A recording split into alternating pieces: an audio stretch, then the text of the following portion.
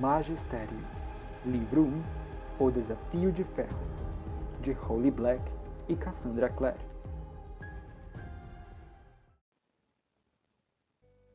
Capítulo 17. Assim que Aaron se foi, o restante dos mestres começou a agrupar os aprendizes em fileiras, com os do Ano de Ferro no centro e os mais velhos nas fileiras externas. Tamara e Cal ficaram um pouco à parte, observando os outros correrem de um lado para o outro. Cal se perguntou se ela sentia o mesmo que ele. A ideia de encontrar o Macar que todos procuravam parecia uma coisa distante, impossível. E agora ele era justamente Aaron, seu amigo Aaron. Cal olhou para trás, para o local onde os lobos estavam antes de Aaron mandá-los para o vazio. Mas o único sinal da matilha eram as pegadas enormes na neve. As marcas de patas ainda brilhavam com a luz fraca e discreta, como se cada uma tivesse sido feita com fogo e ainda guardasse um pouco desse calor em seu interior.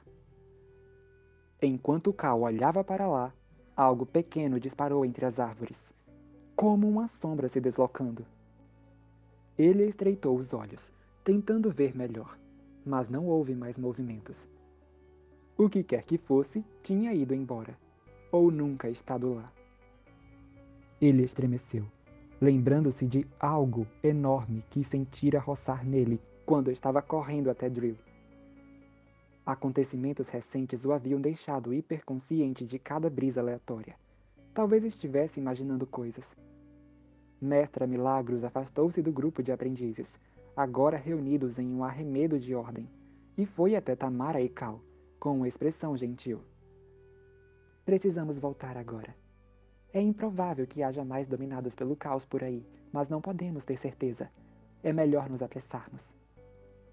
Tamara acenou com a cabeça, parecendo mais abatida do que Cal lembrava de tê-la visto, e começou a caminhar penosamente pela neve. Juntando-se aos outros aprendizes do Ano de Ferro no centro do grupo, eles começaram a jornada de volta ao Magisterium. Os mestres haviam assumido postos fora do grupo, as bolas brilhantes criadas por eles lançando fragmentos de luz pela madrugada. Célia, Gwenda e Jasper caminhavam ao lado de Rafe e Kai. Jasper havia colocado seu casaco forrado de pele sobre Drill quando ele estava deitado no chão. Um gesto atipicamente simpático de sua parte, e que o deixou tremendo no ar gelado da manhã. Drill disse por que fugiu? Perguntou Célia a Cal. Você ficou lá embaixo com ele antes de Alex chegar. O que ele lhe disse? Cal balançou a cabeça. Ele não tinha certeza se era segredo. Pode contar pra gente, disse Célia. Não vamos rir dele nem fazer bullying. Gwenda olhou para Jasper e ergueu as sobrancelhas. A maioria de nós, pelo menos. Jasper olhou para Tamara, que não disse nada. Mesmo que Jasper fosse quase sempre um idiota, nesse momento, lembrando que Tamara e ele foram bons amigos no Desafio de Ferro, Cal sentiu pena dele. Lembrou da ocasião em que o vira na biblioteca, esforçando-se para fazer uma chama acender, e na maneira como Jasper tinha gritado, mandando-o ir embora. Cal se perguntou se Jasper, como Drill, havia pensado em fugir. Ele lembrou de Jasper dizendo que somente os covardes deixavam o Magisterium. Então parou de sentir pena. Ele me disse que Mestre Lemuel era duro demais com ele, contou Cal. Que o desempenho dele é melhor sob estresse, então Lemuel está sempre tentando aterrorizá-lo para que melhore. Mestre Lemuel faz esse tipo de coisa com todos nós. Saltar de trás das paredes, gritando, e dar treinamentos no meio da noite, argumentou Rafe. Ele não está sendo mau, está tentando nos preparar. Certo, disse Cal, pensando nas unhas roídas e nos olhos assombrados de Drill. Ele fingiu sem motivo. Afinal, quem não gostaria de ser perseguido em meio à neve por uma matilha de lobos dominados pelo caos se tivesse a chance? Talvez você não soubesse a gravidade da situação, Rafe. Interveio Tamara, parecendo perturbada. Já que Mestre Lemuel não é assim com você. Drill está mentindo! Insistiu Rafe. Ele disse que Mestre Lemuel não o deixava comer. acrescentou Cal. E ele está mesmo mais magro. O quê? Perguntou Rafe, rispidamente. Isso não aconteceu. Vocês o viram no refeitório com o restante de nós. E de qualquer forma, Drill nunca me contou nada disso. Ele teria dito algo. Cal deu de ombros. Talvez ele achasse que você não acreditaria nele. E parece que estava certo. Eu não teria! Eu não! Rafe olhou para os outros, mas eles desviaram o olhar, constrangidos. Mestre Lemuel não é legal, disse Gwenda. Talvez Drill não visse escolha a não ser fugir. Não é assim que os mestres devem agir, ponderou Célia. Ele deveria ter contado ao mestre North ou a alguém. Talvez ele pense que é assim que os mestres agem, replicou Cal, levando-se em conta que ninguém explicou exatamente pra gente como eles devem agir. Ninguém tinha nada a dizer diante disso. Por algum tempo, eles caminharam em silêncio, as botas pisoteando a neve. De esguelha, Cal continuava a ver a pequena sombra que os acompanhava, indo de árvore em árvore. Ele quase a apontou para Tamara, só que ela não tinha dito uma só palavra desde que os mestres levaram Aaron de volta ao magistério. Ela parecia perdida nos próprios pensamentos. O que seria? Não parecia grande o suficiente para ser ameaçador. Talvez fosse um pequeno elemental, como Warren, ansioso para se revelar. Talvez fosse Warren, assustado demais para se desculpar. O que quer que fosse, Cal não conseguia tirá-lo da cabeça. Então atrasou o passo, até ficar para trás do restante do grupo. Os outros estavam cansados e distraídos o suficiente para que, alguns momentos depois, ele conseguisse ir em direção às árvores sem que ninguém percebesse. A floresta estava silenciosa, a luz dourada do sol nascente fazendo a neve brilhar. Quem está aí? Chamou Cal baixinho. Um focinho apareceu por trás de uma das árvores. Algo peludo e de orelhas pontudas surgiu, espiando Cal, com os olhos dos dominados pelo caos. Um filhote de lobo. A criatura ganiu um pouco e recuou, sumindo do seu campo de visão. O coração de Cal martelava no peito. Ele deu meio passo à frente, estremecendo quando sua bota quebrou um galho. O filhote de lobo não tinha ido longe. Cal pôde vê-lo encolhido contra a árvore, o pelo marrom pálido agitado pela brisa da manhã. Ele farejou o ar com um focinho preto e úmido. Não parecia ameaçador. Parecia um cachorro.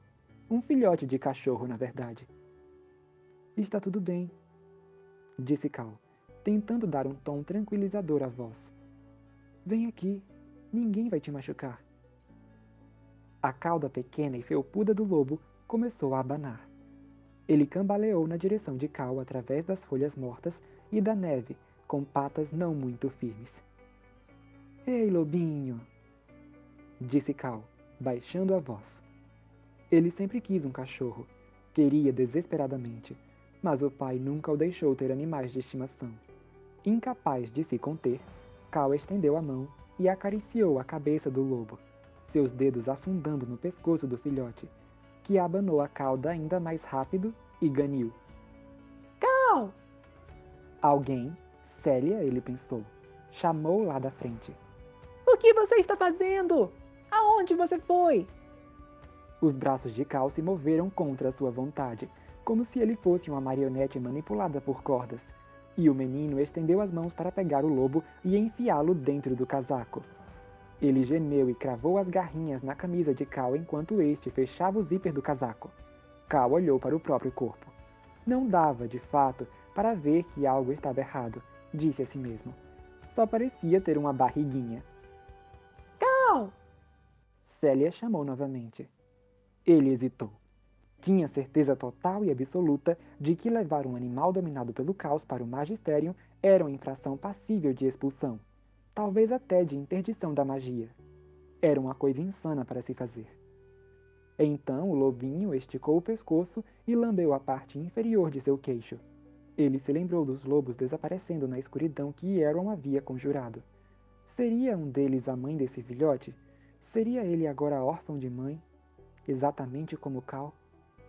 Então respirou fundo e, fechando o zíper do casaco até o alto, saiu mancando atrás dos outros. Onde você estava? Perguntou Tamara a ele. Ela havia saído de seu estado de choque e agora parecia irritada. A gente estava começando a se preocupar. Prendi o pé em uma raiz, respondeu Cal. Da próxima vez grite, ou algo assim. Tamara parecia muito cansada e distraída para considerar sua história com atenção. Jasper, olhando para ele, exibia uma expressão estranha no rosto. Estávamos falando sobre Aaron, disse Rafe. Sobre o quanto é estranho que ele não soubesse que era capaz de usar a magia do caos. Eu nunca teria imaginado que ele era um macar. Deve ser assustador, observou Kai. Usar o tipo de magia que o inimigo da morte. Quero dizer, a sensação não deve ser nada boa, certo? É apenas poder, disse Jasper em um tom superior.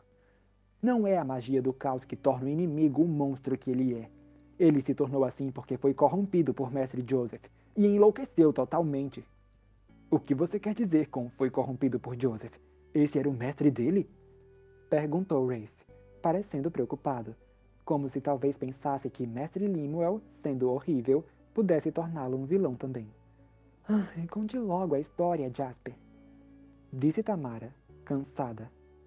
Ok, concordou Jasper, parecendo grato por ela estar falando com ele. Para aqueles que não sabem de nada, o que é constrangedor, aliás, o nome verdadeiro do inimigo da morte é Constantine Maiden. Belo começo, disse Célia. Nem todo mundo é um aluno com legado, Jasper. Embaixo da jaqueta de Cal, o lobo se contorceu.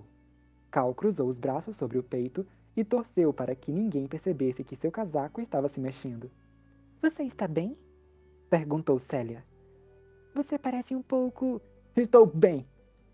Insistiu Cal. Jasper prosseguiu. Constantine tinha um irmão gêmeo chamado Jericho, e como todos os magos que se saem suficientemente bem no desafio, eles ingressaram no magistério quando tinham 12 anos. Naquela época, havia muito mais foco em experimentos. Mestre Joseph, o mestre de Jericho, era super interessado na magia do caos. Mas, para fazer todos os experimentos que desejava, precisava de um macar para acessar o vazio. Não podia fazer isso sozinho. A voz de Jasper tornou-se baixa e sinistra. Imaginem o quanto ele ficou feliz quando Constantine se revelou um macar. Jericho não precisou de muitos argumentos para concordar em ser o contrapeso do irmão, e os outros mestres tampouco precisaram de muitos argumentos para deixar Mestre Joseph trabalhar com os dois irmãos fora do ensino regular. Ele era um especialista em magia do caos, embora ele mesmo não pudesse realizá-la, e Constantine tinha muito a aprender. Isso não parece bom, disse Cal, tentando ignorar que, embaixo do casaco, o lobinho estava mastigando um de seus botões, o que fazia cócegas enlouquecidamente. Não parece mesmo, acrescentou Tamara. Jasper, isso não é uma história de fantasmas. Você não precisa contar dessa forma. Não estou contando de forma alguma, mas da maneira que aconteceu. Constantine e Mestre Joseph foram ficando cada vez mais obcecados com o que poderia ser feito com o vazio. Eles tiraram pedaços do vazio e os colocaram dentro de animais, tornando-os dominados pelo caos, como aqueles lobos lá atrás. À distância pareciam animais normais, mas eram mais agressivos, e o cérebro deles estava embaralhado. O caos puro em seu cérebro o deixa louco. O vazio é como tudo e nada ao mesmo tempo. Ninguém consegue ter o caos na cabeça por muito tempo sem enlouquecer. Certamente não um esquilo. Existem esquilos dominados pelo caos? Perguntou Rafe. Jasper não respondeu. Ele estava concentrado. Talvez seja por isso que Constantine fez o que fez. Talvez o vazio tenha enlouquecido. Não sabemos de fato. Só sabemos que ele tentou um experimento que ninguém havia tentado antes. Era difícil demais. Quase o matou e destruiu seu contrapeso. Você quer dizer o irmão dele? Comentou Cal. Sua voz ficou um pouco estranha no final da frase, mas o lobo escolheu aquele momento para parar de morder e começar a lamber seu peito. Cal tinha certeza de que o filhote estava babando. Sim, ele morreu no chão da sala de experimentos. Dizem que seu fantasma... Cale a boca, Jasper, disse Tamara, que caminhava abraçada a outra garota do Ano de Ferro, cujos lábios tremiam. Bem, seja como for, Jericho foi morto. E talvez vocês pensem que isso seria o bastante para deter Constantine, mas só o fez piorar. Tornou-se uma obsessão para ele encontrar uma maneira de trazer o irmão de volta, de usar a magia do caos para trazer os mortos de volta. Célia assentiu. Necromancia. Isso é totalmente proibido. Ele não teve sucesso, mas conseguiu introduzir a magia do caos em seres humanos vivos, criando assim o primeiro dominado pelo caos. A magia aparentemente expulsava a alma das pessoas de modo que elas não sabiam mais quem eram, e o obedeciam cegamente. Não era o que Constantine queria, e talvez essa não fosse sua intenção, mas o fato é que ele não parou ali seus experimentos. Finalmente, os outros mestres descobriram o que ele estava fazendo, e começaram a tentar descobrir uma maneira de arrancar sua magia, mas não sabiam que Mestre Joseph ainda era leal a ele. Mestre Joseph o tirou de lá, explodiu uma das paredes do Magisterium e levou Constantine com ele. Muitas pessoas dizem que a explosão quase matou os dois e que Constantine ficou com cicatrizes horríveis. Agora ele usa uma máscara de prata para cobrir as cicatrizes. Os animais dominados pelo caos que ele criou e que sobreviveram fugiram com a explosão também, e é por isso que há tantos na floresta aqui perto. Então o que você está dizendo é que o inimigo da morte é da maneira que é por causa do Magisterium, disse Cal. Não, replicou Jasper. Não foi isso que eu... O portão das missões surgiu em seu campo de visão, distraindo Cal com a promessa de que, se conseguisse chegar ao quarto, seria 1.000.000 de vezes mais fácil esconder o lobo. Pelo menos seria mais fácil escondê-lo de todas as pessoas, exceto de seus colegas de quarto. Ele pegaria um pouco de água e comida para o filhote e então resolveria o que fazer. Os portões estavam abertos. Eles passaram sob as palavras conhecimento e ação são uma coisa só. E entraram nas cavernas do Magisterium, onde uma rajada de ar quente atingiu Cal no rosto, apresentando-lhe outro problema. Lá fora, ele estava congelando. Ali dentro, enquanto caminhavam em direção aos quartos, com o casaco fechado até o queixo, estava superaquecendo rapidamente. Então o que Constantine queria? Perguntou Rafe. O quê? Jasper parecia distraído. Em sua história, você disse, não era o que ele queria. Os dominados pelo caos. Por que não? Porque ele queria o irmão de volta, respondeu Cal. Não conseguia acreditar que Rafe estava sendo tão estúpido. Não alguns zumbis. Eles não são como zumbis, discordou Jasper. Eles não comem pessoas, os dominados pelo caos. Eles simplesmente não têm lembranças nem personalidade. Eles são... vazios. Eles estavam quase na área dos quartos do Ano de Ferro agora, e havia braseiros espalhados ao longo dos corredores, cheios de pedras incandescentes. Ter uma trouxinha peluda enfiada no casaco estava elevando a temperatura de Cal. Além disso, a respiração do filhote era quente em seu pescoço. Na verdade, Cal pensou que o lobo devia estar dormindo. Como você sabe tanto sobre o inimigo da morte? Perguntou Rafe, um tom duro na voz. Cal não ouviu a resposta de Jasper porque Tamara estava sibilando em seu ouvido. Você está bem? Perguntou ela. Está ficando roxo. Estou bem. Ela o olhou rapidamente. Tem alguma coisa dentro do seu casaco? Meu cachecol, respondeu ele, esperando que ela não se lembrasse de que ele não o estava usando antes. Ela franziu as sobrancelhas. Por que você faria isso? Ele deu de ombros. Estava com frio. Cal. Mas eles haviam chegado aos quartos.